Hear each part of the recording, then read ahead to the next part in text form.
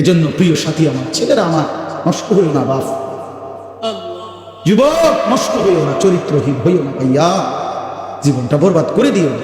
নারী এমনি মিলে যাবে, হুদাই এত পাগল হইও না। এমনি একটা বিবাহিত হালাল স্ত্রী আল্লাহ মিলাই দেবে, এটা আল্লাহর ওয়াদা। যাকে আল্লাহ তাআলা পুরুষ বানাইছেন তার জন্য আল্লাহ তাআলা হালাল স্ত্রী সৃষ্টি করেছেন। ও কিত্তা তুমি এর পাগল হয়ে গেছে। পৃথিবীতে নারী পুরুষের, স্বামী স্ত্রীর এই পবিত্র সম্পর্ক প্রথম দিন থেকে পৃথিবীর প্রথম সম্পর্ক কিসের সম্পর্ক? স্বামী স্ত্রীর সম্পর্ক। আর আদম হাওয়া কি ছিল? বোঝো নাই কথা? পৃথিবীর প্রথম সম্পর্ক কিসের সম্পর্ক? স্বামী স্ত্রীর সম্পর্ক। আদম হাওয়া তো কি ছিল? তাহলে বুঝা গেল পৃথিবীতে আল্লাহ তাআলা প্রথম সম্পর্ক কায়েম করছেন স্বামী স্ত্রী।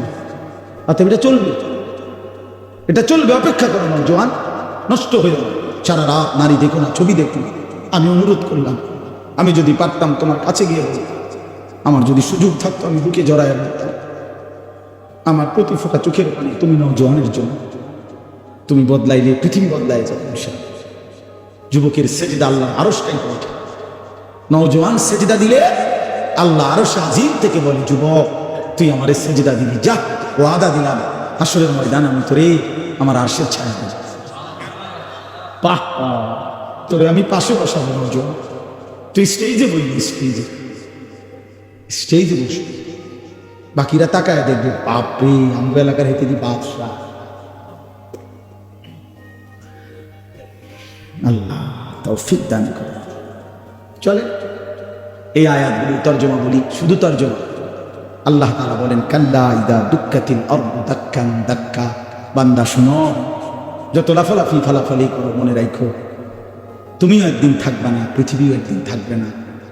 এই গোটা জমিন আমি আল্লাহ তাআলা চূর্ণ বিচূর্ণ করে ফেলব, সব শেষ করে ফেলব। আসমান জমিন চন্দ্র সূর্য সব শেষ করে ফেলব। হাসরের মাঠ কায়েম হবে। ওয়াজা রাব্বুক, আর তোমার রব আল্লাহ। সমস্ত মানুষ দাঁড়িয়ে থাকবে হাসরের মাঠে, তোমার রব আল্লাহ হাসরের মাঠে আগমন করবেন।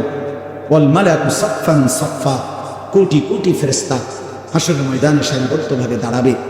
আল্লাহ তাআলা একটা চিত্র তুলে ধরছে যে একদিন পৃথিবী শেষ হবে, হাসরের মাঠ কায়েম হবে, সব মানুষ দাঁড়িয়ে থাকবে, মহান আল্লাহ উপস্থিত হবে, ফেরেশতারা সারিবদ্ধভাবে দাঁড়িয়ে থাকবে, সব চুপ, পিন পতন তখন নীরব, কেউর মুখে কোনো শব্দ নাই, এই অবস্থায় থাকবে। এরপরে কি হবে? ওয়াজিআ ইয়াউমাইদিন বিজাহান্নাম। আল্লাহ তাআলা বলেন, সব যখন নীরব নিস্তব্ধ, কোনো শব্দ নাই, এই সময় ফেরেশতারা জাহান্নামকে ৭০,০০০ আগুনের শিকল দিয়ে টেনে হাসরের ময়দানে হাজির। জাহান্নামকে যখন হাসরের ময়দানে আনবে, জাহান্নামের প্রচন্ড আগুন, গরম, এটার একটা তীব্র বিকট জাহান্নামের ভিতর থেকে আওয়াজ করে, এক গর্জন, সমুদ্রের গর্জনের মতো। তার চাইতে মারাত্মক ভয়ঙ্কর গর্জন যখন জাহান্নামের আগুনের বের হবে, এই প্রথম পুরা হাসরবাসী নবীজি বলছেন, পুরা হাসরের ময়দানে একসাথে চিল্লায় উঠবে, ইয়া রাব্বি নাফসি নাফসি, ইয়া রাব্বি নাফসি নাফসি। এই মওলা আমার বাঁচা, জাহান্নামের আগুন থেকে বাঁচা।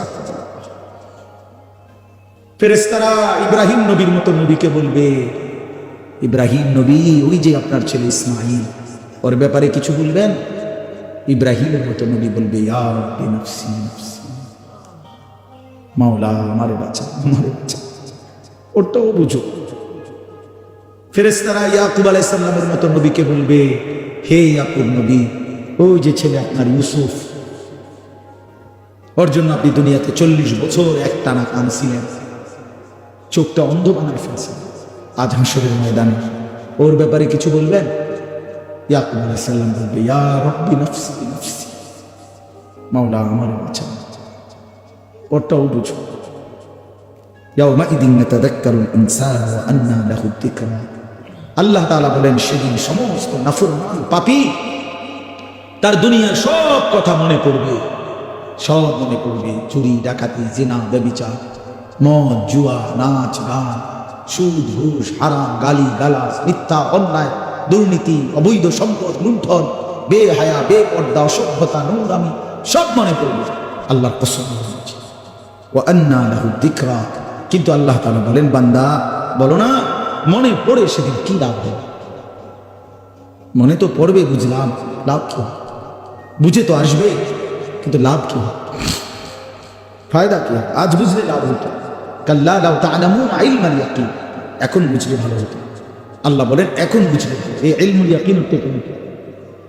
আল্লাহ বলছে, বান্দা আজকে যদি কোরআন থেকে শুনে, রাসূল থেকে শুনে, হাদিস থেকে শুনে, ওলামায়ে কেরাম থেকে শুনে যদি আজকে বুঝতাম ভালো হতো, আমল করতে পারতাম। নয়তো লা তারাবুন্নাল জাহিম, একদিন জাহান্নামকে নিজের চোখে দেখবা, সেদিন বুঝে কোনো লাভ হবে, সেদিন বুঝে লাভ হবে। উঠো না, আর উঠো না, শেষ শেষ তর্জমা বলতেছি, শেষ।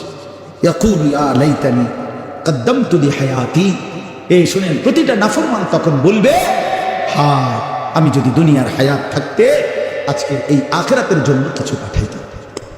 আমার তো সম্পদ ছিল যদি দান করতাম, আমার তো সময় ছিল যদি সেজদা দিতাম, আমার তো শরীর ছিল যদি আল্লাহর গোলামি করতাম। আহা কি করব, আহা কি করব, আহা কি করব।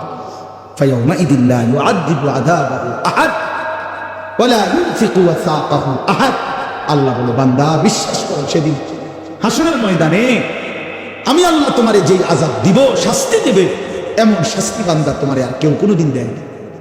আল্লাহ নিজে বলতে, এটা কিন্তু ভয়া, আল্লাহ নিজে বলতেছে, বান্দা তোরে সেদিন যেই আযাব দেব আমি, এমন আযাব তোরে আর কেউ দেয় না, এমন মারা তোরে আর কেউ মারে নাই। বান্দা তুমি বুঝবে, ফায়াউমাইদিন লা ইউআযযিবু আযাবাহু আহাদ, আল্লাহর আযাবের মতো আযাব আর কেউ তোমাকে দেয় নাই। ওয়ালা ইউসিকু ওয়াসাকাহু আহাদ। আল্লাহ বলে, ফেরেশতারা, এই মুসলমান, তোরে হাসরের ময়দানে যেই বাঁধাটা বাঁধবে, এমন বাঁধা তোরে আর কেউ বাঁধবে, এমন বাঁধা তোরে আর কেউ বাঁধে।